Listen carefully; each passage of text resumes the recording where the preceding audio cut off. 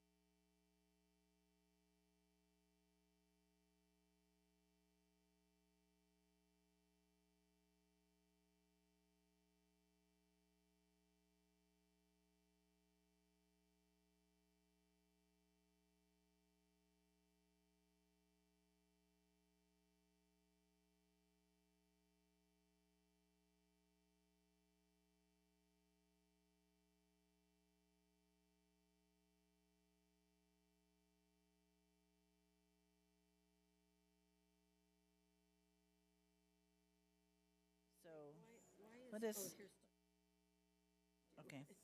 Okay, so it would be right here. Yeah, let's do that. I would Yeah, say, yeah. or would you like No, to no, no, just say we have an announcement. Bye.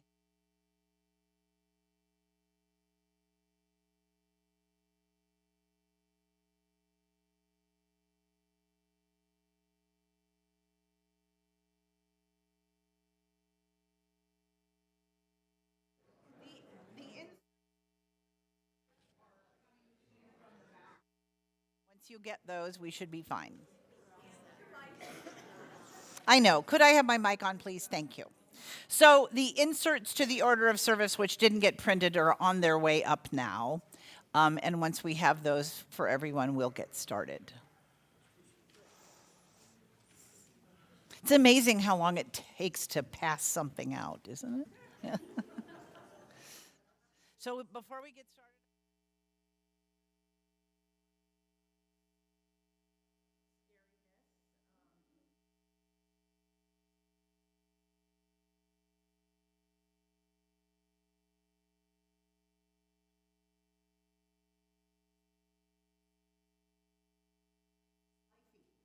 so there you go. Yep, there you are.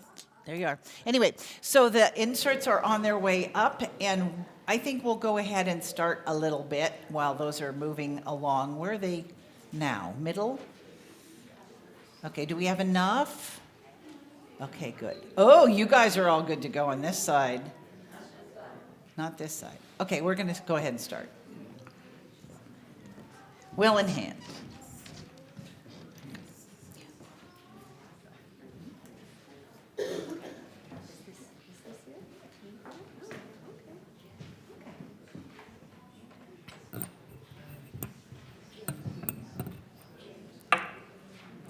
Welcome. We are the Rogue Valley Unitarian Universalist Fellowship, otherwise known as ROOF, in Ashland. My name is Francie Parr, and I'm part of ROOF because it brings me great joy to be part of a fellowship that is vital, warm, transformative, resilient, and commits to doing the work that it takes to help change ourselves and thus the larger community. We are so happy to welcome you all to our services, both online and in person. We want to especially thank the stream team and the neighborhood team who helped make the online service happen, and the members of the neighborhood team who welcomed the on-site congregation. Thank you so much for doing such a beautiful job for us all. If you are a newcomer, we invite you to sign up for our mailing list on rvuuf.org. You will receive a weekly email that gives you all the information you need to make your decision about whether you'd like to join us on Sunday mornings or online. You'll also learn about other great things that are going on here at ROOF. We're so glad to have you with us for this service, and we invite you to join us in our mission: embracing diversity, empowering connection, and engaging in the work. We begin each service by acknowledging that our building is built on the land that began as the home of the Cow Creek Umpqua, Takelma, Shasta, and Lagawa people. We remind ourselves that Indigenous people are part of our communities and continue to experience the effects of colonization. We are committed to fighting for the worth and dignity of Indigenous people, both in our community and around the world. We are also committed to work for a world in which the lives, work, bodies, dreams, and leadership of Black people are honored and respected. We do all of this, putting our words, our values, and principles into action every day for justice and the common good. These services are part of that work. Welcome, and thank you for being with us. In honor of these and other Indigenous people, Julie's opening is from the Shumash, welcoming the sun and thanking for its warmth. But first, we're going to have a message from Karen regarding the circle dinners that are coming up in January.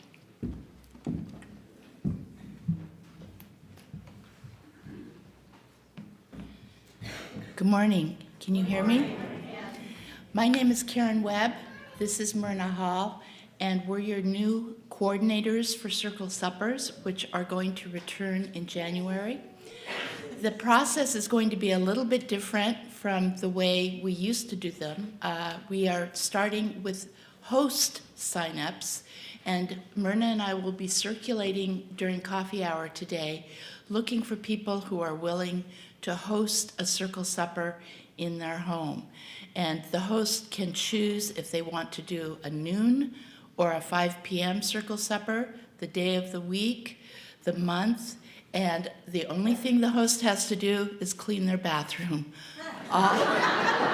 All of the food will be provided by the guests. So look for us if you're interested in hosting. Thank you.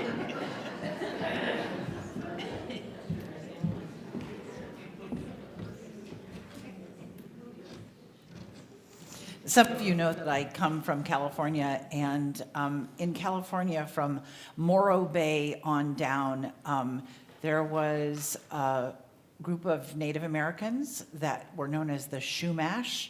And in Thousand Oaks, where I lived for a number of years, there is a Shumash Cultural Center. And you have an opportunity to learn about their culture, you have an opportunity to learn about their language, and there was one recording of actual Shumash singing, and so this is the number. It actually honors the sun, which at this time of year we're very glad to see. So I invite all of you to relax for just a moment, put your feet flat on the ground, and open your palms as you relax. We're honoring the sun and the fact that it has come to warm us today.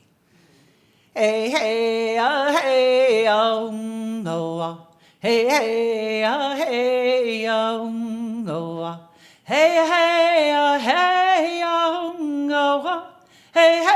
oh, hey, hey, hey, oh, hey, hey, hey.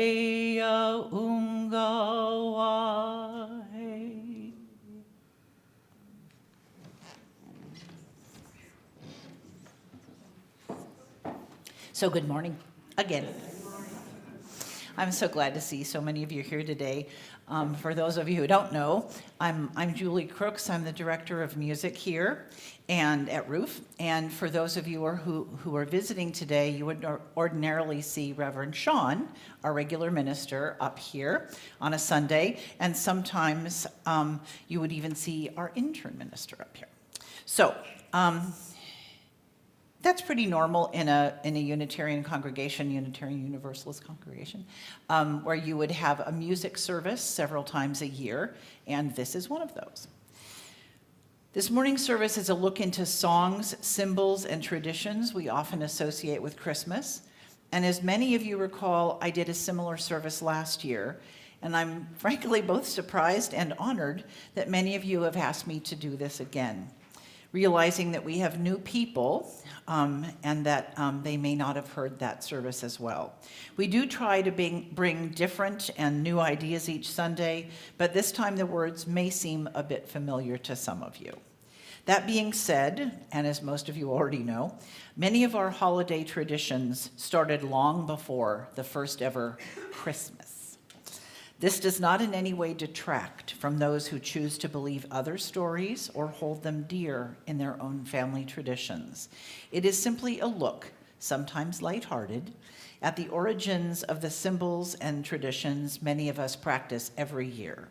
How we view and celebrate Christmas is as individual as we are. And there is no reason that we can't enjoy all traditions that have been blended into one season. What is important is that we find meaning in the time of year we often find to be more gentle and kind, and an opportunity to show our love for each other. These words are from Sidney Morris.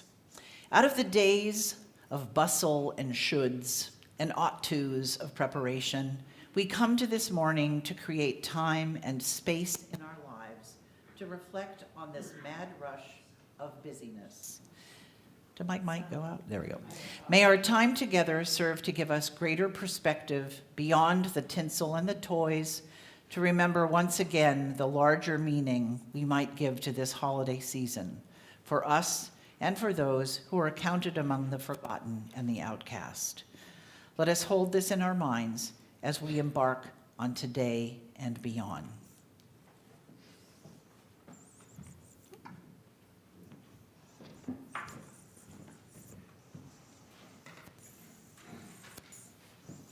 Throughout the Hello? the mic's not on, is it? Now it is? Okay, thank you. Throughout the ages, light, whether from a single candle or from a blazing primordial fire, has summoned within human minds the vision of that in us that is ultimate and eternal. As we light our chalice this morning, we rekindle the spirit of meaning. We celebrate by the warmth of its fire the depth and breadth of our religious communion. We celebrate by the light of its fire the faith we share.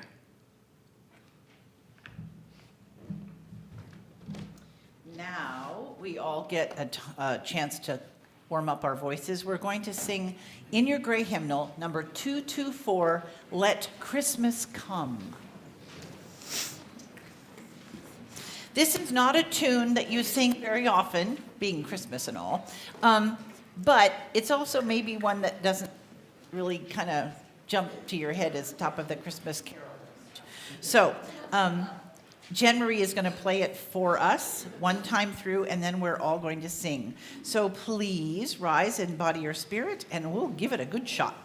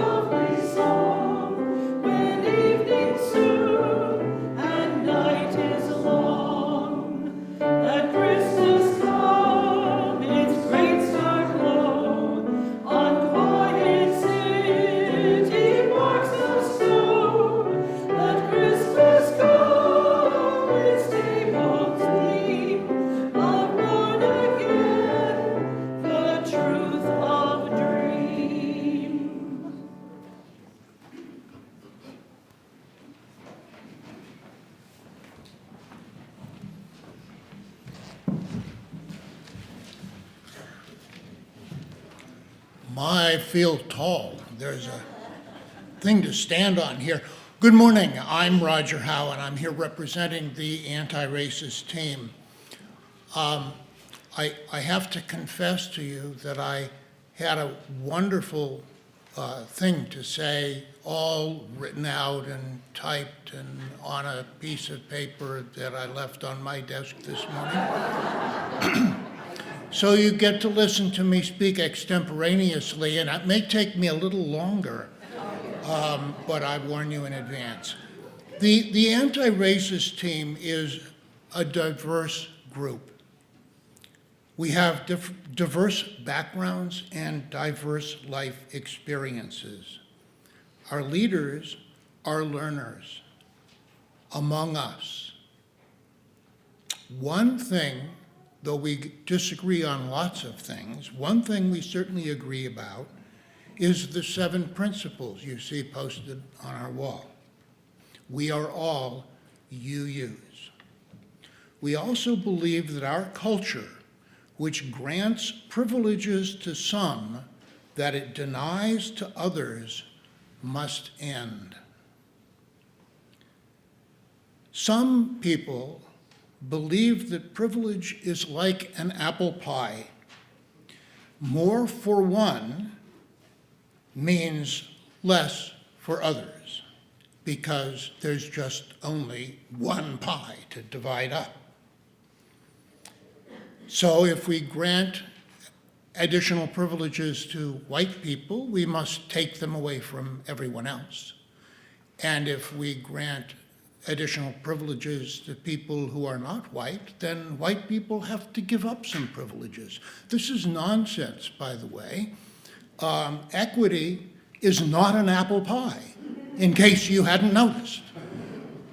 There is no boundary on the total amount of equity that can be provided. But some people don't see it that way.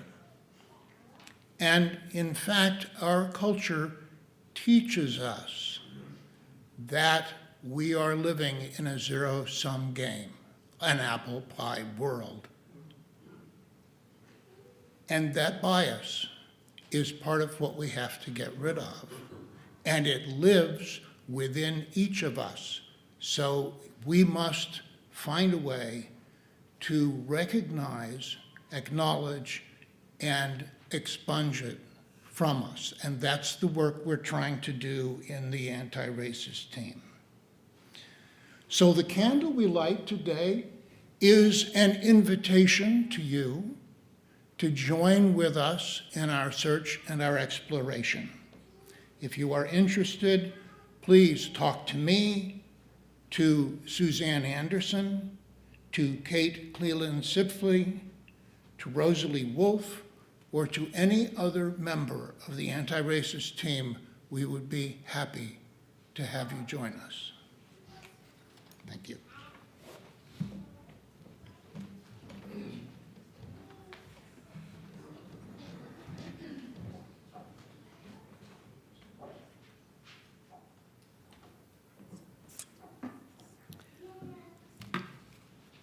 It has become our practice to light a candle each week for peace. We pray for the power to be gentle, the strength to be forgiving, the patience to be understanding, and the endurance to accept the consequences of holding on to what we believe to be right. May we put our trust in the power of good to overcome evil, and the power of love to overcome hatred. Amen, Ashe, and blessed be.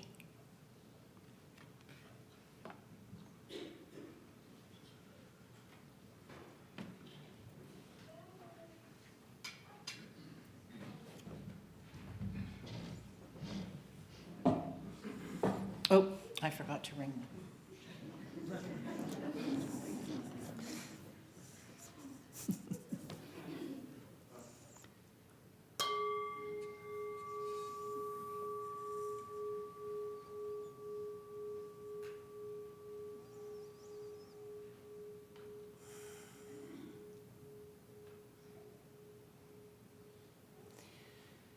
Peace, salam, shalom.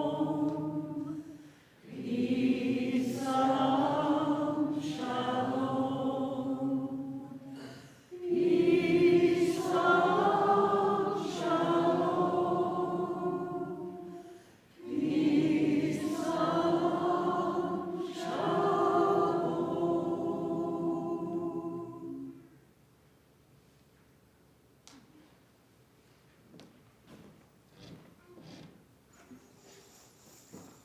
So, if we have any children here or people young at heart who'd like to come up, we have a story for all of you, and I would love to tell you about a very special, let me see if I can get our storyteller up here. Now, if he flies away, we shouldn't be too surprised. So, come on up.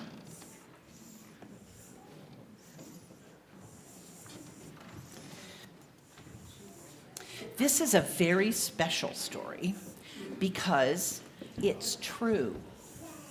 This is based on a real thing that really happened to a real owl. And that's why this little owl is helping me tell the story. Not right now, maybe after church. Because if you pet him, he might fall off. So, this is the story of the Christmas owl, and it's based on the true story of a little owl named Rockefeller. That's funny? That his name is Rockefeller. Actually, it's even a girl owl, just saying. Once in a little town, in a little front yard, lived a little owl, high in the branches of a very big tree. For the curious little owl, not even a year old, the world was filled with wonder. Streams were for splashing, forests were for flying, and friends of all feather were merrily made, just like you guys. One day, when winter had arrived, the town around her began to transform. Houses were decorated, lights were strung, jingles and music filled the air. Little Owl watched and listened, and that night, when darkness came, the whole town glittered and glowed. "What's going on here?" she asked her friends. "Christmas," said Moose. "And what is that?" Little Owl said. "Not sure," said Rabbit. "No idea," said Skunk. "No one knows," said Squirrel, "but it happens every year." The next morning, confused as ever, Little Owl flew home, where she found some people standing around the big tree's trunk. You can see how big that tree is, right? "It's beautiful," said one of them. "It'll be a perfect Christmas tree," said another. "A Christmas tree?" Little Owl wondered. "My home is Christmas?" See, there she is, flying up into her branch. The workers began attaching wires and ropes to the tree. As Little Owl hid in the shadows, the branches pulled tight around her. She was trapped. Then she heard a roar. The tree shook, spinning and swaying. It was lowered down onto a truck. Little Owl was dizzy. "Is this Christmas?" "Say goodbye to our tree," someone called out as the big truck rumbled away. See the big truck and the big tree trunk? "Your tree?" wondered Little Owl. "How could anyone own a tree?" And there she is. For hours and hours they drove. The cold winter rushed past and beneath her feathers. Little Owl was hungry, but there was nothing to eat. She was thirsty, but there was nothing to drink. She was lonely, and her friends were far, far away. Is this Christmas? Pinned against the tree, she tried to sleep. After 3 days, the truck came to a stop. Again, the tree jostled and lifted. Then all at once, its branches opened. Little Owl edged out onto the light. Where am I? Below her, hundreds of people stomped and scowled, and cars clogged the streets. Above, strange towers scraped to the sky. This is not home. She tried to flap her wings, but she wasn't strong enough. Her eyes were closing, and she saw a man who looks straight at her and says, "There's an owl in here." He takes the little owl, he puts her in a box in the back seat of a car.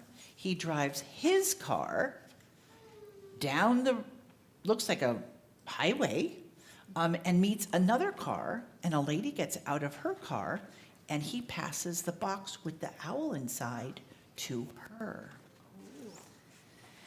The sign says, Raven's Beard Wildlife Center.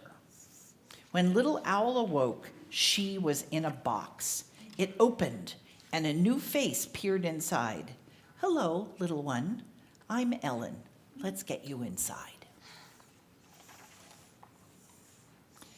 Over the next days, Little Owl gulped down water and gobbled thawed mice. Hey, it works for her. She was given an X-ray, and every day Ellen checked her feathers, eyes, and ears. Ellen is helping. Could Christmas be caring? Could Christmas be kind? Ellen held Little Owl in her hand. "After all you've been through," she said, "it's a miracle you're alive." But was Little Owl ready to fly? "Almost," cried her new friends. "Almost," Ellen said. At last, at dusk on Christmas, they drove to the top of the mountain. Ellen lifted little Owl from the box and raised her arm. "You're free," she said. "Welcome home." For the last time, the friends looked at each other. Then little Owl flapped her wings and flew higher and higher into the skies. But she wasn't going home yet. When at last she reached a very big tree, which was now a very big Christmas tree, she settled on her favorite branch. Bright and brilliant, the city was not what she remembered. The cars had disappeared. The great towers were merrily lit. The people were smiling and skating. Some were even singing. That's good. They held hands and hugged. Is this Christmas? Yes, little Owl thought, it must be. For some time, little Owl sat, basking in the golden glow. When at last the moon peeked above the buildings, she knew it was time to go home. There you see her, flapping her wings and flying. She looks much bigger now.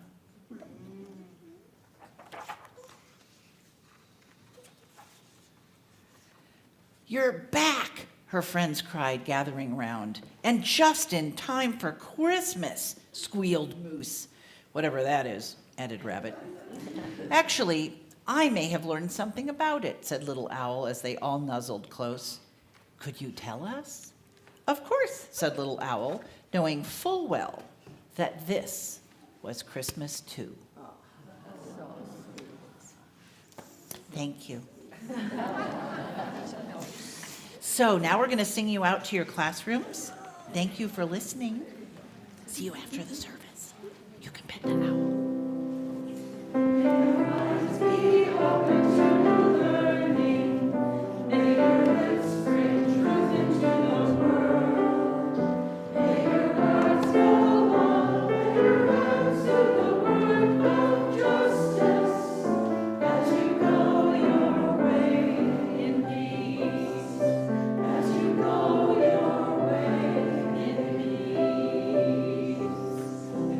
We're going to put Rocky away.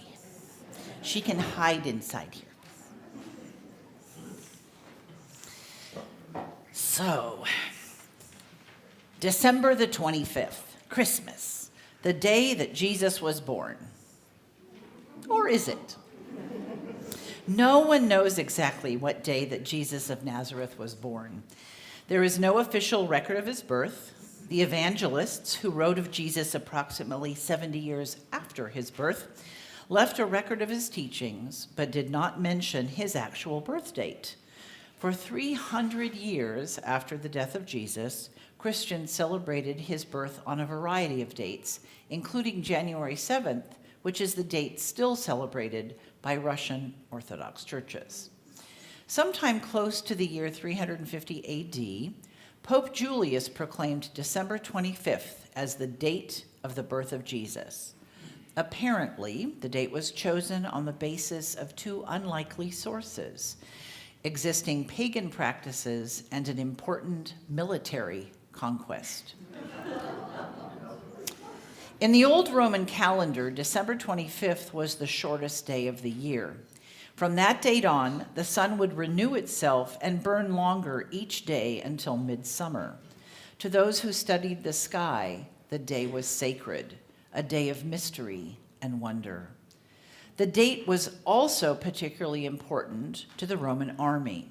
When the lands of the Persians were taken by the Romans, they were exposed to a religion called Mithraism. Mithra, the Persian god of light, was born at the end of a week-long celebration beginning on December 17th and ending on December 25th, the day that light began to renew itself, a signal for celebration. For reasons unknown today, this religion quickly converted huge numbers of soldiers and subsequently their families. And because most emperors come from an army background, it eventually appeared in Rome.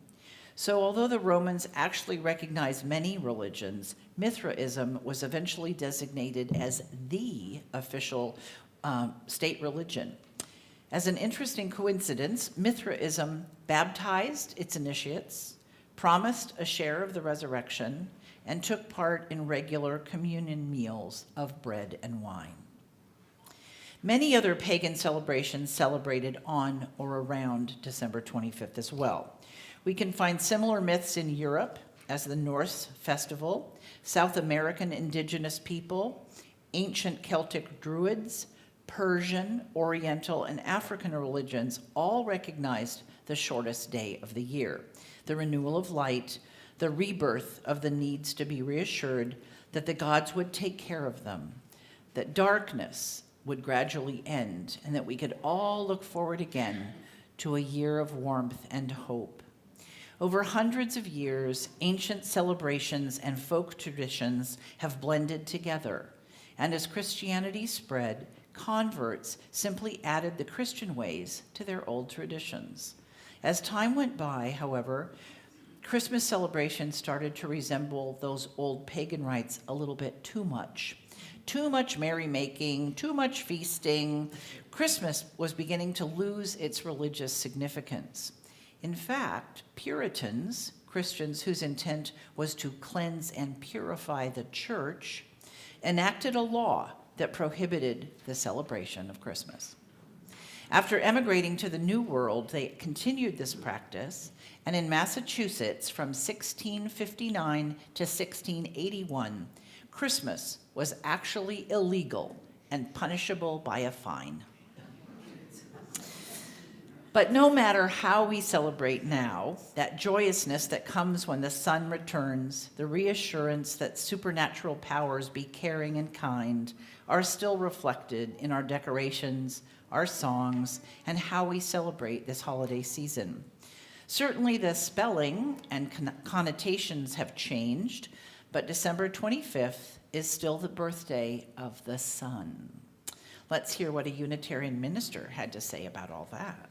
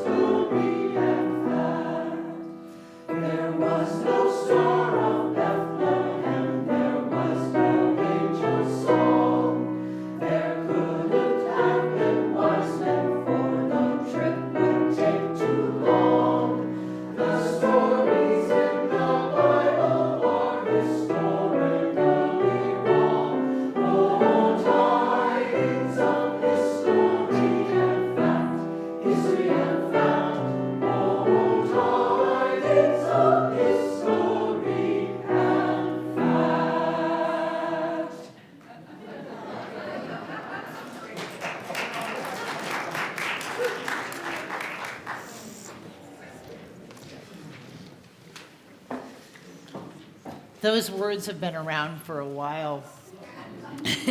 I don't remember when he actually wrote them, but it was I don't know, in maybe the 70s or something.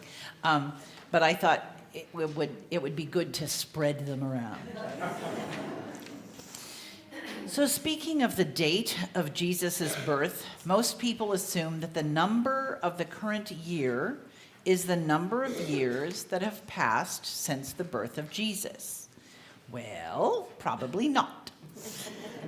Sometime in the 6th century, a monk by the name of Dionysius Exiguus, Dennis the Little, not touching that one, separated history into the time before Jesus was born, BC, and the time after, AD. Whatever his other attributes were, however, Dennis was apparently not very good at math.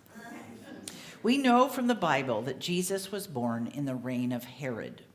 According to Dennis's own calculations, Herod died in 4 BC. The biblical description of the visit of the Magi to Herod's court made no mention of Herod being ill, so we assume that this visit took place a few years, at least, before his death, placing Jesus' birth about 6 or 7 BC. If this is true, it might help explain the miraculous Star of Bethlehem. That star you might have on the top of your tree celebrates what the Bible tells us is a miracle. The Star of Bethlehem sent by God to mark the birth of Jesus. Possibly, yes, but there is also another explanation. In Jesus' time, one of the functions of pagan priests was to use their knowledge of the stars to advise us when to plant crops and when to harvest. There were too many professional star watchers knowledgeable about comets and shooting stars to mistake one of those common objects for a miraculous phenomenon. Wise men would not have set out on a long journey because of a comet or a simple shooting star, although we do wonder what those lyrics in Do You Hear What I Hear? A star, high up in the night with a tail as big as a kite actually mean. And in the cold December nights, it was pretty unlikely that shepherds would be out tending their flocks at night either. In fact, shepherds hardly ever tend their flocks at night unless it's lambing season. Push the date of Jesus' birth a little into February, closer to spring lambing season, however, and you might see something spectacular. On February 6th, in the year 6 BC, an event occurred that might well have been regarded as a miraculous sign. Mars, Jupiter, and Saturn lined up together in the sky and glowed with a startling brilliance, as if they were one celestial body. And not this way, but this way. Yep, big. While the conjunction of 2 planets was not a particularly rare event, the conjunction of these 3 planets only occurs once every 805 years, so astronomers would not have had any prior knowledge of it. Even if it was recognized as a triple planet juncture, its rarity may well have been regarded as so special as to be a miraculous sign of some sort. Those who believe that stars controlled their destinies must have been overwhelmed by what they saw. Each planet involved in the conjunction had been assigned a role in men's affairs and represented something significant to their lives. The planet Jupiter, the king of the gods, the planet Saturn, the protector of Jews, and Mars, the god of war. Combine these beliefs with the fact that the new star was seen in the constellation of Pisces, which astronomers called the House of the Hebrews, and a new star takes an enormous significance. The astrologers read these signs to mean that a king would be born to the Hebrews and that his birth would lead to war against established Roman rule. No wonder Herod grew fearful and sent out his soldiers to slay the newborn king of the Jews. So why was it that this miraculous star appeared over Bethlehem? If you've ever looked up at a star, it's pretty difficult to determine what point exactly over Earth it actually hovered. So the wise men were simply following the star they had seen in the east. According to the book of Matthew, Herod demanded that his wise men tell where Christ would be born. Hebrew prophets had predicted that when the Messiah came, he would be from the house of, meaning descended from, David. Bethlehem was the city of David. Apparently, everyone just sort of assumed that when the Messiah came, he would have to come from Bethlehem. So perhaps the star was just as the Bible tells us it was, a miraculous sign hovering directly over the manger in Bethlehem, sent by God to announce glad tidings to the world, more or less. But it certainly works for me as a cheerful and lively symbol that twinkles atop our Christmas tree today. Our next tune is a partner song. The choir will sing the new tune called Little Star, and then we'll add the first Noel to it. I'll let you know when it's your turn to sing the first Noel with us, and the text is in the insert in your order of service. I'll give you a big cue.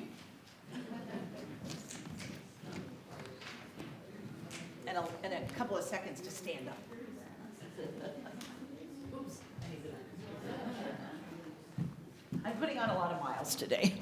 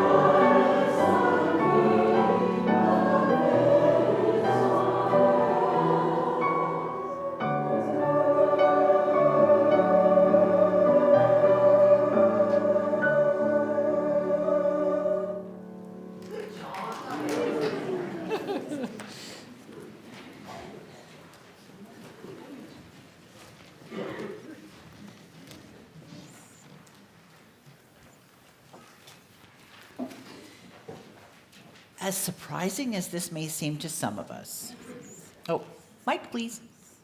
As surprising as this may seem to some of us, the birth of Jesus is actually just one in a long line of other famous virgin births. As far back as 300 BC, ancient Egyptians worshipped the god Osiris, who fathered, after his death, an earthly son named Horus. The birth, announced by 3 wise men, and symbolized by 3 stars in Orion's belt, took place in a manger on the winter solstice. Around 2000 BC, ancient Syrians and Babylonians worshipped the god Dumizi, who was born on the winter solstice to a virgin named Melita. Also, around 200 BC, Persians began worshiping Mithra, the sun god born to a godfather and a human virgin mother named Anahita, in a cave on December 25th. The birth was witnessed by shepherds who brought gifts. Buddha, a mortal sage named Siddhartha Gautama, who was said to have been born of a virgin named Maya and was visited by wise men who acknowledged his divinity. And as early as the 10th century AD, the Aztecs of ancient Mexico worshipped, I can't ever get this right, Quetzalcoatl, a great Toltec deity who is the son of the virgin goddess Coatlicue. For some reason, Western civilization has latched onto only one of these miraculous births and not the other. Others, I should say. Nevertheless, we cannot dismiss the image of Mary and her baby Jesus when we think of Christmas. Our next tune is a traditional Spanish carol that paints the picture of Mary gently rocking her beloved child and singing a lullaby. A la nanita nana.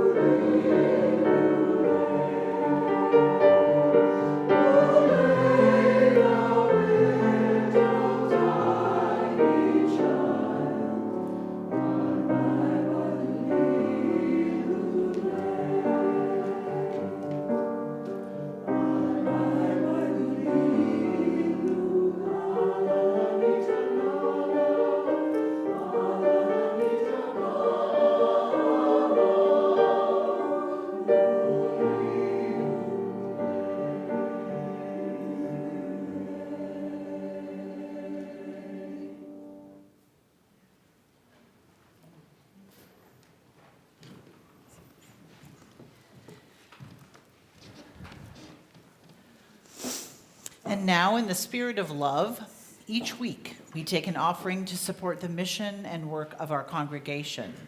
But on the third Sunday of each month, we have an offering that supports a group outside our congregation that also needs our support. Today's group is going to be introduced by Louise Pare, and she has a guest that's going to give you more information.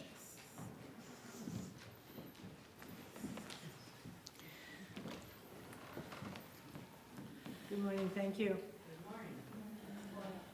Is this on? Okay. The organization that we're really proud to present to you this morning is called Project Youth Plus. It seems appropriate after singing about the birth of a child to have this organization be with us today. So the executive director of this organization, Carl, is going to tell you a lot more about what their work is. Carl?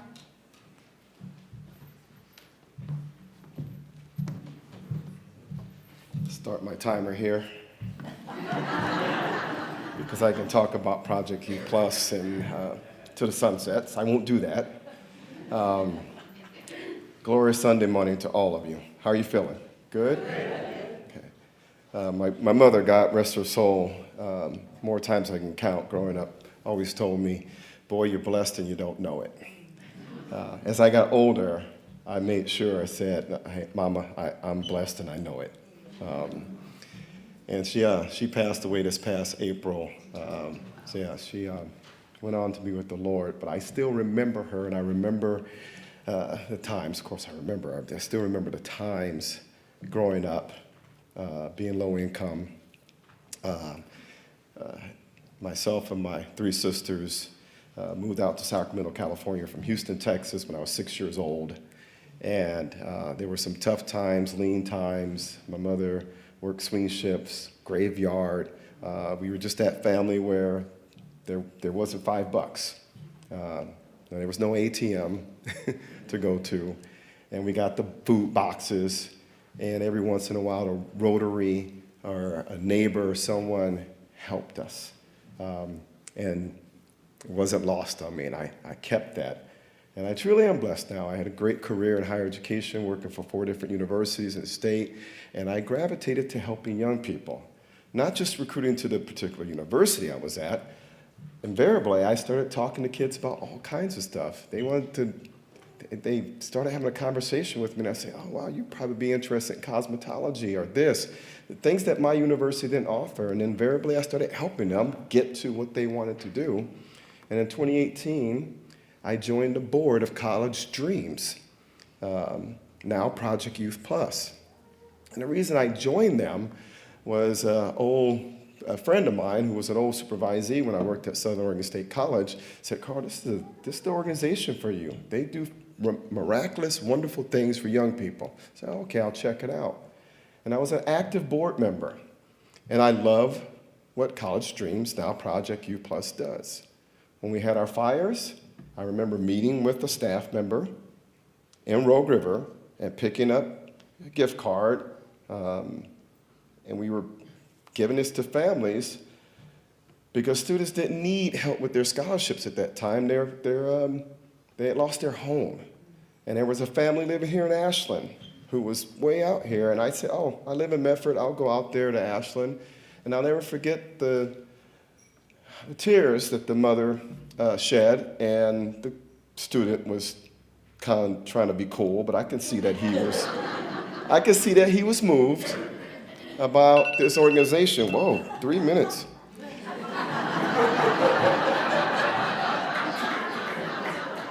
I'll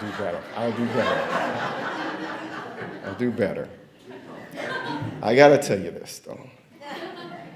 And over again, I found out that this organization isn't a bunch of smoke and mirrors. What we say we do for youth, we deliver for youth.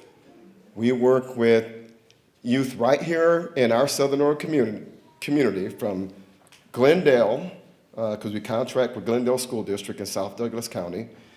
We contract with schools in Josephine County and in Jackson County. We have an advisor at Ashland High School right here, and we help young people with limited resources get work experience, get work training. We take them through the college search process, the financial aid process, the scholarship process. We offer scholarships. We help young people finish their GED or their high school diploma. And often these are kids with some behavior issues, and we may have to convince them to act accordingly to get to their goals. But we do that through advisors and mentorship. And as a 501c3 nonprofit organization, community-based organization, we count on the community to help us fund what we're doing. We get grants, we have contracts with school districts, and it is nothing short of minor miracles almost every day with our kids that deal with struggling with criminality, drug addiction. Fentanyl and opioids are just so prevalent in our community. I don't know if you're aware of that, but we've actually lost some kids, middle schoolers, who don't understand the dangers of that. So we wrap our arms around them year-round because we do summer programming. We keep them active. We want to keep our eyes on them. And again, these are the kids out in Butte Falls, Prospect, Cave Junction, Ashland, Eagle Point, Innovation Academy in Medford, Illinois Valley, Hidden Valley, North Valley, and Grants Pass. And we make sure that these kids who want to do well are not going to be tripped up with some barrier, not burial, barrier. They want to do the work. They want to become an esthetician. They want to go to college. They want to be an engineer. They want to work with Grayback. We're going to make sure that if they need a uniform, they're going to get it. If they need a ride to a test, we're going to get them a ride to the test. We have kids at Willamette University, Lewis and Clark, Oregon State, Southern Oregon, and we help them learn how to apply for scholarships, hold their hand. We have a Spanish-speaking staff, and we do a food bank every Thursday, because food insecurities. I don't know how much, okay. All right, Mom. So I have brochures and my cards on the back tables back there, and I'm going to hang around with the congregation. But I assure you that this organization is very lean. 90% of our funding goes to our programs. I don't drive around a Rolls Royce. Lord hasn't blessed me with that, and I haven't asked the Lord for that. I'm good with what I have because I'm blessed and I know it. And I thank you for letting me talk to you for a second. Thank you. Thank you. If you're joining us online, you can give in one of several ways. You can mail a check to 87 4th Street, Ashland, Oregon 97520. You can go to tinyurl.com/roof offering and follow the instructions there. Make sure you pull down the menu for third Sunday. Or you can use your phone camera to hover over the little square that's located on the back of the order of service, where it will give you a link to donate. If you need support, as always, please contact Reverend Sean using the form on roof.org. We will do our best to help.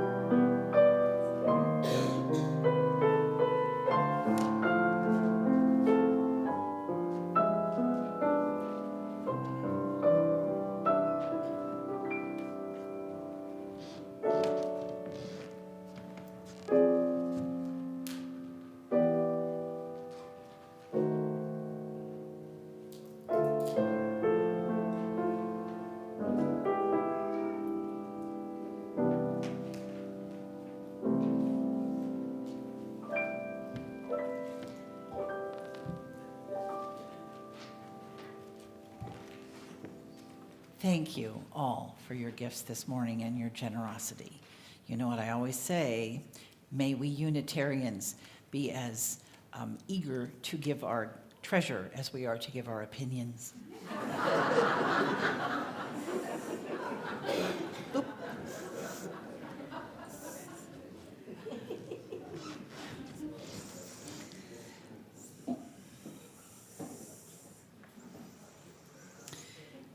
Now, the whole setting of Jesus' birth is another interesting topic. Around 1000 AD, cribs of gold and silver decorated with precious stones could be found in churches throughout the Roman Empire. St. Francis of Assisi, however, wanted to remind people of the solemn religious meaning of the holiday based on the description in the Bible. Based on is an important point.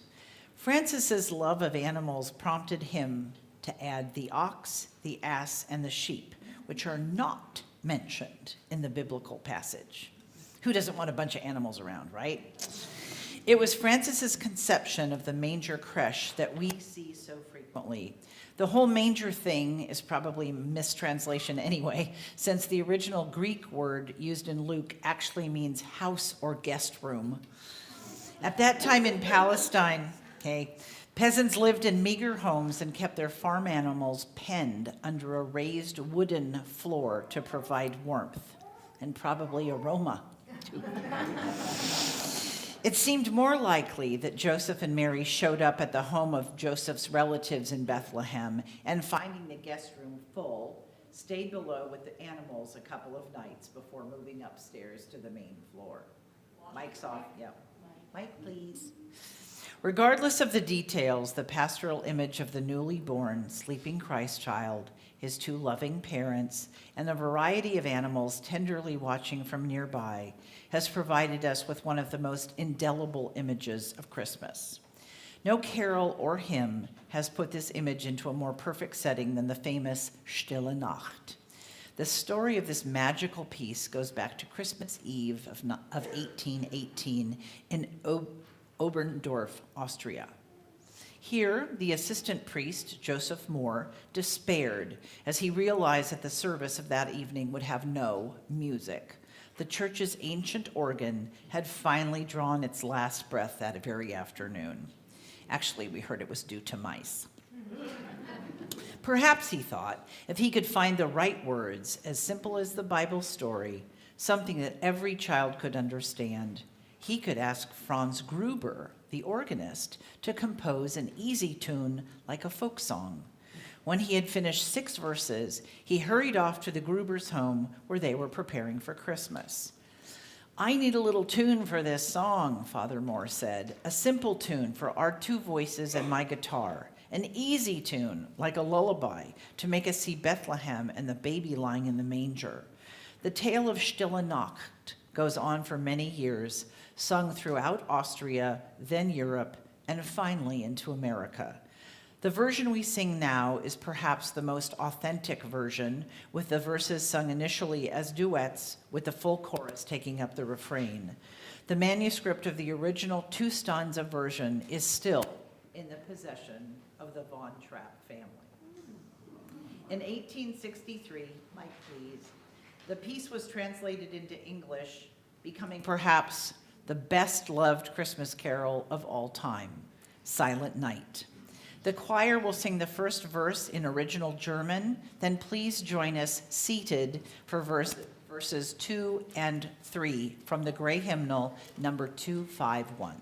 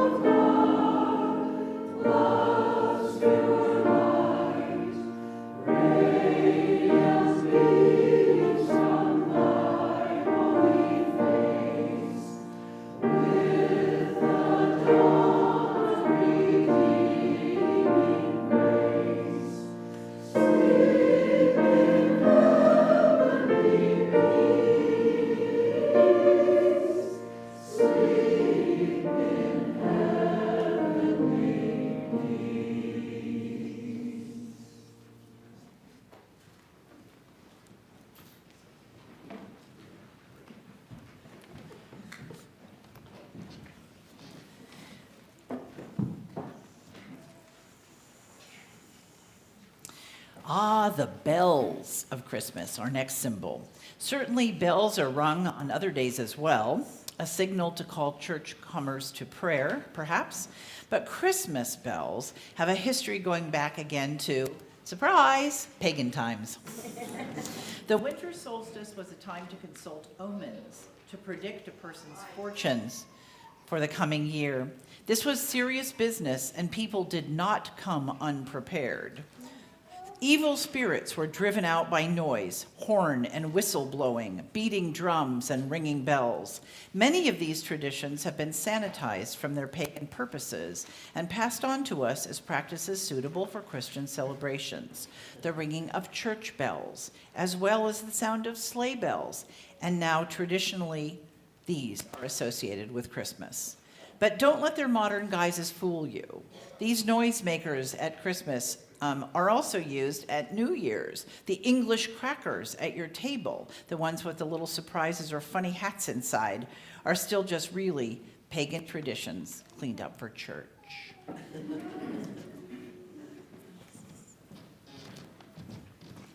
Gee, I was just here.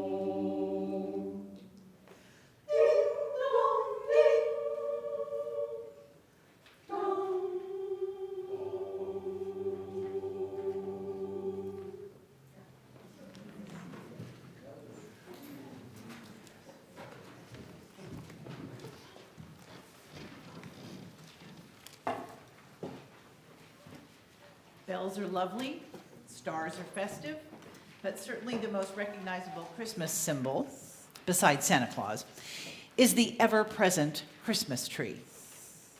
Whether you chop yours down, buy it at Home Depot, or take yours from a box in the garage, did you ever wonder, how did a decorated fir tree become part of celebrating the birth of the Christ child? Bringing greenery into the home during the shortest days of the year can be traced back to ancient Egypt during the festival of Saturnalia, when Romans decorated buildings with pine, holly, and ivy. And oh, that reminds me, mistletoe doesn't actually have any specific association to Christmas, in case you were wondering. Its inclusion among the holly and evergreens is due to its winter fruit, its association with love and kindness and magical powers based on an old Norse myth. And I know you'll be shocked to hear once again that pagan tribes in ancient Germany regarded Tannenbaum, literally fir tree, as fertility symbols because their leaves thrived in the cold winter months as if by magic. People in Germanic lands, where fir trees and holly were plentiful, thought that those evergreen plants had magical powers and could ward off evil spirits. Not surprisingly, the church forbade the use of greenery during early Christian celebrations because of its close association with such pagan rituals. But recognizing the wisdom of, if you can't beat 'em, join 'em, Pope Gregory instructed Augustine of Canterbury to follow the custom of decorating churches with festival greenery for Christmas in 601 AD.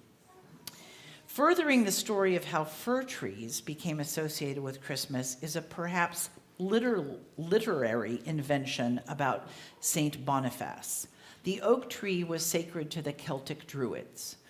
At the winter solstice, they decorated oaks with candles and apples painted gold. In the legend, on an 8th century Christmas Eve solstice night, outside the town of Gelmar, St. Boniface chopped down a huge oak that had previously been used for human sacrifices. He was apparently determined to prove to a group of German Druids that their sacred oak tree was not divine. The giant oak fell, crushing everything but a small fir sapling. Boniface told the assembled barbarians that this young tree's survival was a miracle worthy of the baby Jesus, and that it should be their holy tree, starting a tradition of planting fir saplings to celebrate Christmas. How planting them became chopping them down, I'm not quite sure. By the 16th century, Germans were decorating trees with apples and nuts, gilt and roses cut from colored paper. That sounds very pretty. It was during that period that Martin Luther, apparently better at religious reform than safety issues, is credited as the first person to put candles on a tree to simulate the twinkling stars of the heavens. I guess it's okay as long as the tree is not dead or dry, but let's not do that anymore. The tradition of the Tannenbaum, or Christbaum, as it is also known, spread to other Western countries when Prince Albert of Germany married England's Queen Victoria. Now, if you live in a part of the world without fir trees and don't have access to Amazon, you'll have to use something different. In India, people decorate mango and banana trees, and in Italy, instead of Christmas trees, people decorate wooden pyramids with fruit.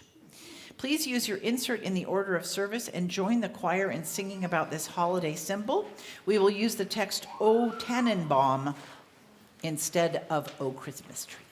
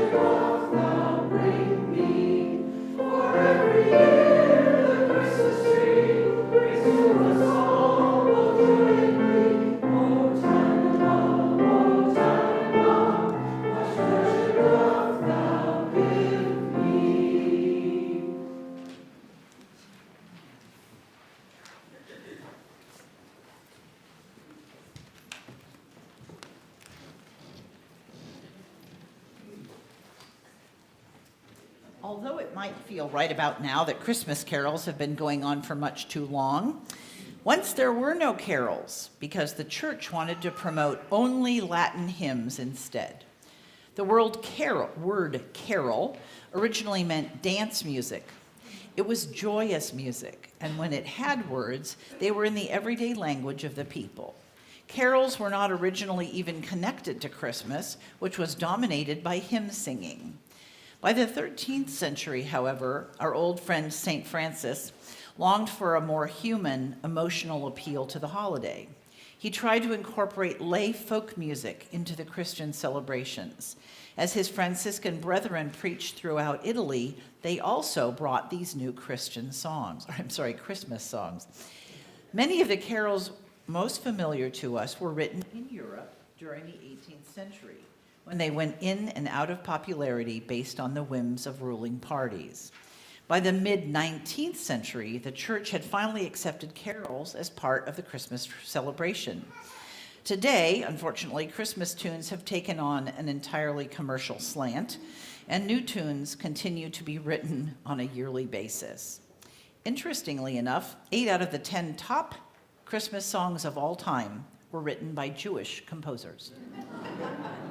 Please join the choir in singing some of our most traditional carols. We'll start with number 259, We Three Kings of Orient Are, then 244, It Came Upon a Midnight Clear. The words to this, by the way, were written by a Unitarian Universalist. And then end with 235, Deck the Halls. Here we go. Please stand in body or spirit. I know we're running long, but we had lots to accomplish this morning. And speakers. It's worth it, yeah.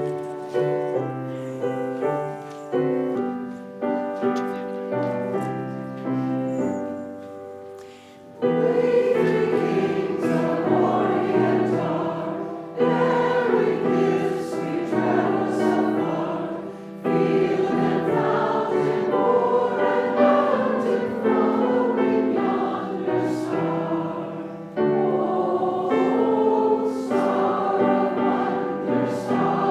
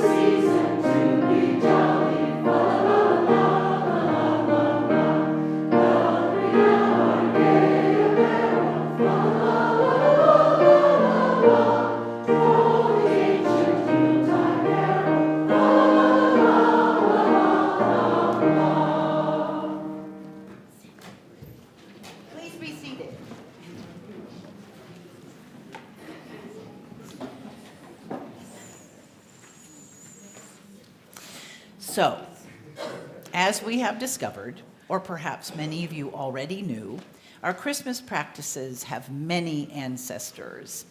The season and day from pagan druids, the nativity from pious monks, carols from England, and trees and greens from Germany. And perhaps that is how it should be. That certainly does sound very Unitarian to me. Christmas may have come from many lands and a blend of many traditions, yet everywhere it is celebrated, it reflects the same poignant human yearnings for warmth, for love, and a reason for hope. So when someone asks you, where does Christmas come from? Give them an honest answer. It comes from our hearts. So our closing hymn today, because you're almost all sung out, is number 248, Oh, We Believe in Christmas. Please stand in body or spirit. Choir stand 2, and here we go, 248.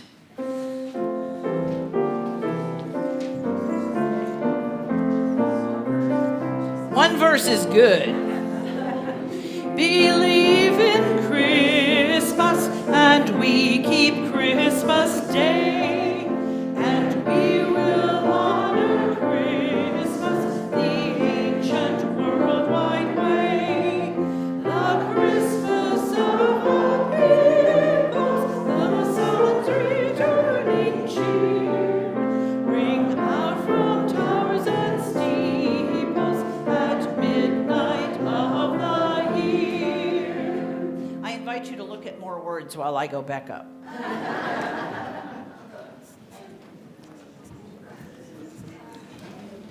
Yeah.